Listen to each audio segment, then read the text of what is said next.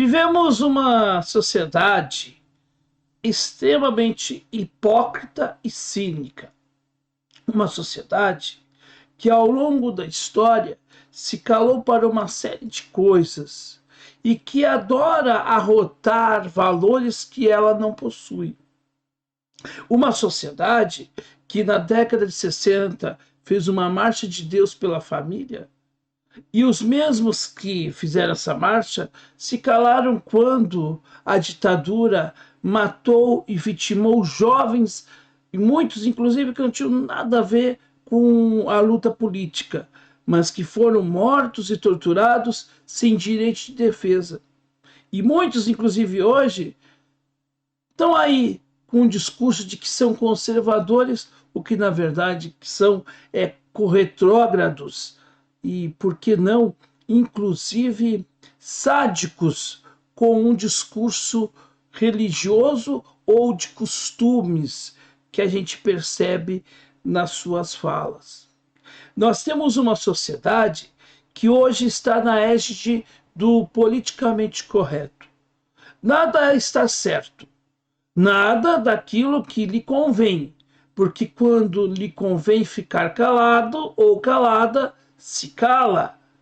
Quando não lhe convém, então vai para o ataque e vem o show de demagogias para defender o indefensável ou para acusar com coisas completamente falsas o que não aconteceu. Por que eu estou falando tudo isto? Porque nós temos sim hoje, e vivemos hoje, uma crise moral. Todos os problemas que o Brasil vive hoje, o problema político, econômico, social, e por que não o problema religioso, no que tange a falta de perspectiva de valores, se dá exatamente pela falta de moralidade. Nós vivemos um país que não existe moralidade. E não estou dizendo que não existem pessoas boas, que não existem pessoas honestas e que não existem nas religiões, nos partidos políticos e na sociedade como um todo pessoas que estão comprometidas em transformar o nosso país. Porque eu não sou desses também que faz o discurso de que todos os políticos não prestam, ou aquele discurso do ateu militante que coloca que todos os religiosos são, né, inescrupulosos, que a religião não presta, que todos os líderes religiosos, principalmente os evangélicos, são pessoas de má índole. Eu não faço essas generalizações, mas a gente precisa dizer sim.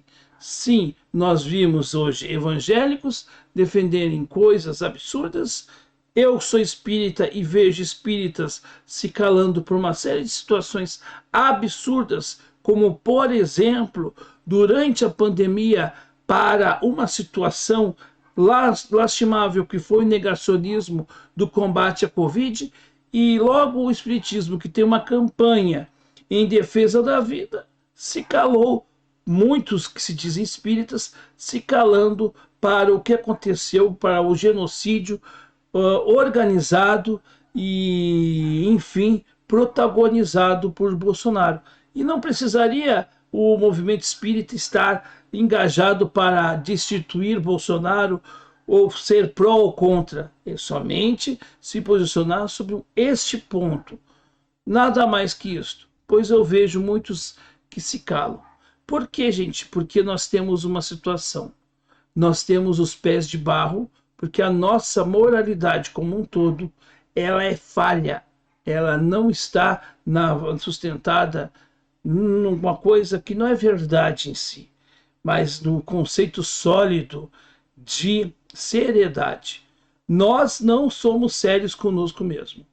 E aí, nesse sentido, eu quero trazer aqui uma fala da Marília Ruiz, um trechinho de uma fala dela lá no Deus Zebracast. Olha o que ela fala. Ninguém fez absolutamente nada. Isso foi em 2006. Quer dizer, quando ele destratou o Quartarolo e o Quesada... Foi um escândalo. Foi um escândalo. E eu me lembro que o Quesada falou... Ela está se referindo a uma situação em que ela teve um problema com o Emerson Leão, que era então treinador do Corinthians. Aconteceu com você uma semana absurdo. antes? Não foi uma semana antes, foi na semana. Na mesma semana? Foi na mesma jogo. semana. Foi no outro jogo.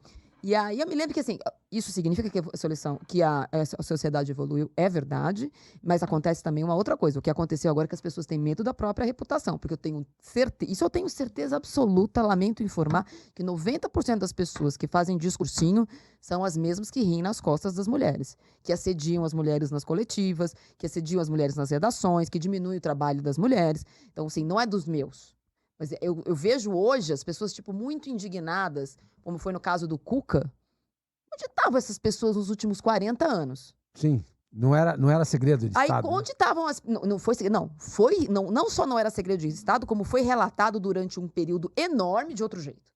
Então, me incomoda profundamente que o discurso mude, não porque a pessoa evoluiu, mas porque a sociedade evoluiu e fica ruim para a pessoa falar agora que ela não pensa igual. Porque eu sei Você que acha não que ela pensa continua igual. pensando? A maioria pensa igual. Pensa igual. A maioria pensa Mas igual. na hora que o microfone abre, na hora que ela vai pro computador escrever, ou Aí ela você pensa pega o diferente. microfone, Aí você aí o pensa discurso é outro. É claro, mas isso é muito óbvio. E é isso que é interessante na fala da Marília, porque realmente nós temos muita gente que fala muito bonito hoje, e tem muita gente que fala em coisas, que defende pautas, que defende pessoas, mas até que ponto essas pessoas estão falando a verdade? E aí é que está, o politicamente correto talvez esteja mascarando uma situação, porque eu prefiro ser eticamente correto, moralmente correto e não politicamente correto, porque politicamente correto eu posso estar usando de palavras muito bonitas, adequadas, que não causem conflito, mas dentro de mim eu nutro esses valores. E nós temos isto dentro de uma esquerda, por exemplo, que sim, que tem dentro da esquerda brasileira machista, que tem homofóbico, que tem todo tipo de preconceituoso, inclusive xenofóbico. Porque quando eu vejo pessoas de esquerda, ou que se auto-intitulam de esquerda, vindo falar que o Ciro Gomes, por exemplo, é um coronel só por conta das suas origens nordestinas, eu pergunto, qual a diferença desse ananá para um cara que se diz bolsonarista? Nenhuma. Por quê? Porque o ananá bolsonarista que tem um ato xenofóbico, ele é xenofóbico, ou ele tem esse ato xenofóbico, porque ele cultua a ignorância mesmo. E o cara que é petista, que diz que o amor venceu, que efetivamente que ai, que coisa linda, a civilidade é o homem, é a civilização contra a barbárie.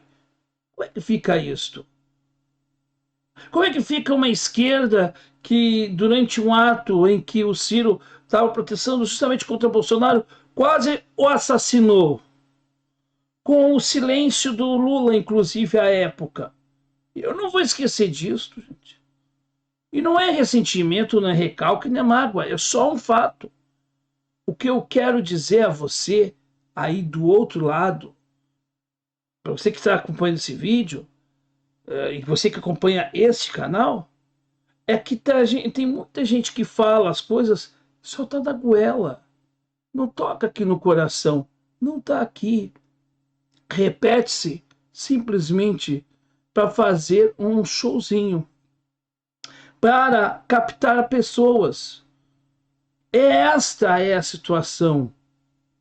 Não tem nada de verdadeiro. E por não terem nada de verdadeiro, aquilo não passa de encenação. Uma encenação que pode enganar as pessoas. Mas a primeira pessoa a ser enganada por essa encenação, que talvez torne-se uma verdade para o ator ou a atriz, é para essa mesma pessoa.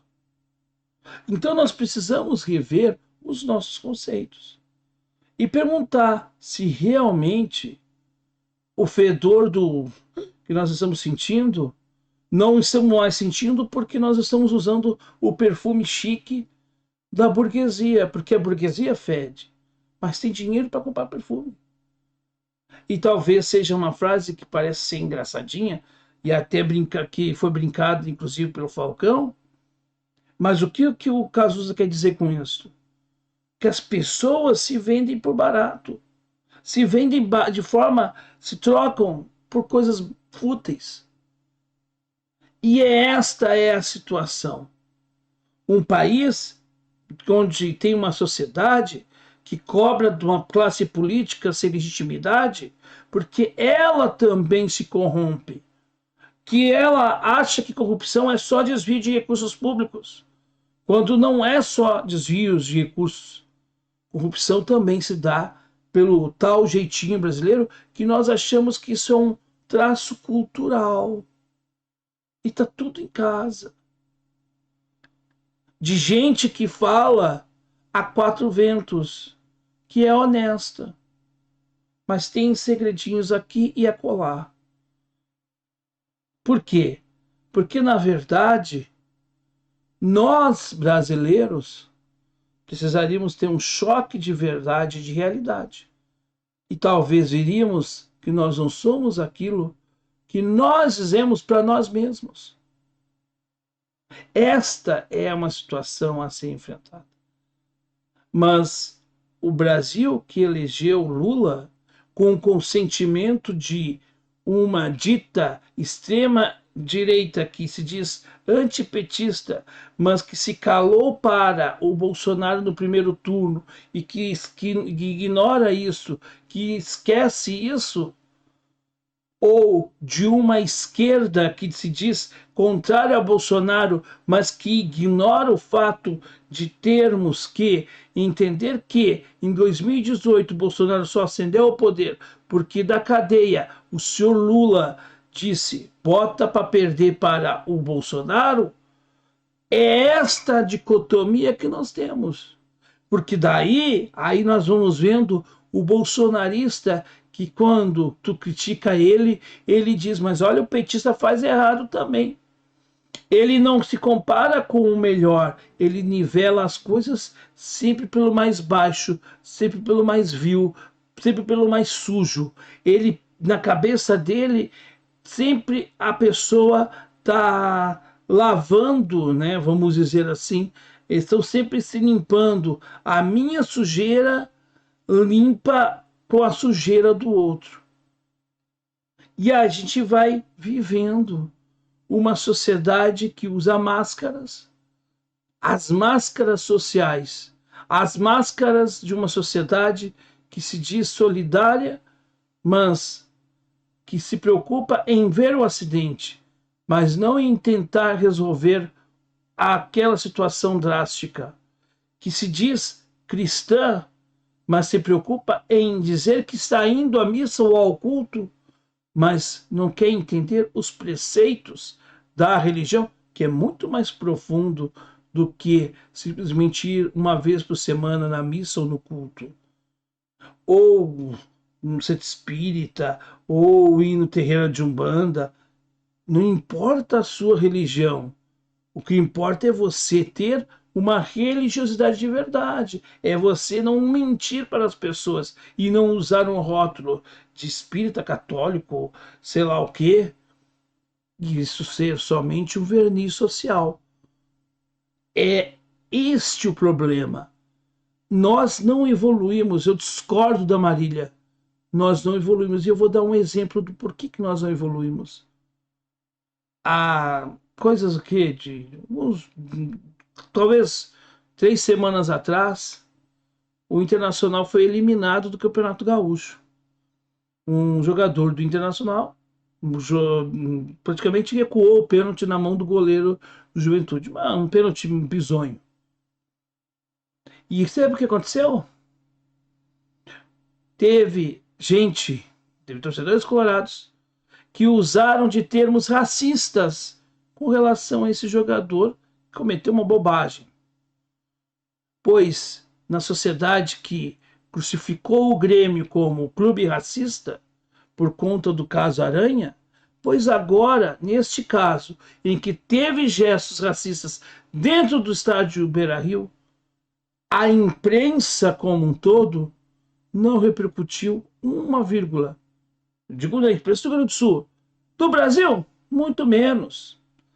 E quando houve o caso do Saci, ou do rapaz que estava usando o mascote do Internacional e tentou assediar a repórter, a jornalista gremista, e se fosse colorada era nojento igual, eu vi gente dizendo que era um caso isolado. Quer dizer, quando é comum, punição total, e eu vi inclusive muito colorado fazendo da desonestidade intelectual, tentando destruir a instituição Grêmio por causa de um fato lamentável. Enquanto isto, no caso do Internacional, esse fato foi abafado, silenciado, e é claro, se a gente falar isso, é porque a gente quer manchar o Internacional. Eu não quero manchar o Internacional, mas eu quero saber o seguinte: o clube que diz que é tão antirracista, por que não se manifestou sobre isso e não pôs às claras o gesto racista dentro do próprio estádio Beira-Rio? Por quê? Porque a nossa sociedade é hipócrita e cínica. Por quê? Porque é mais fácil fazer de conta do que de fato falar a verdade. Esta é a lógica, infelizmente, da nossa realidade brasileira. E é isso que nos faz ser um país, infelizmente, um país de mentira. E nós mentimos não para o mundo, mas para nós mesmos.